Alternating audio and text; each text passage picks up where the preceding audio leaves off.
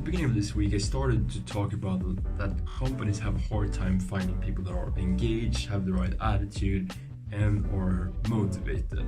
And if you look at the statistics for the job market, that is the case. Like, the companies say that they have a hard time finding these right people for their company. But I think that surveys like this that are just focusing on the demands of the company, like the questions that the companies have and kind of what they want to see in their employees, is kind of misguided in one sense. And the reason why I think that is that the job market it's a matching market, which means that both sides of the market, both the candidate and the company, are choosing each other.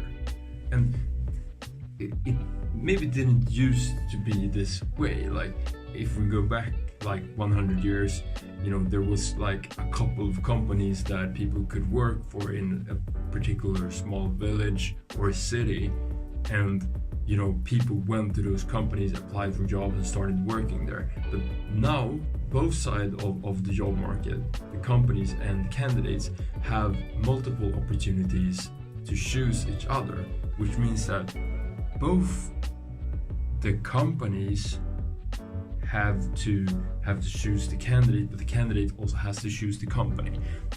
And if you look at the typical job ad that companies are writing, it's very focused on demands of the particular person. And the reason why I wanted to do this video series is to kind of like, if you're having challenges with finding people with the right attitude and engagement and motivation, maybe it could have something to do with the framing of the job.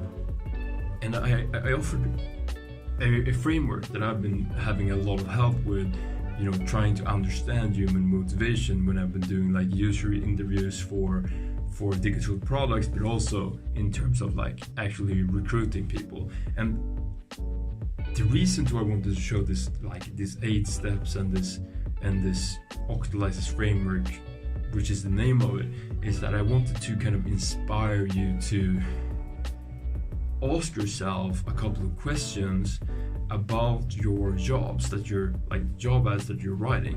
Can you like the kind of best practices are right now at the job market? Can you incorporate other things than just like you should have these skills and here's the salary or here's the compensation?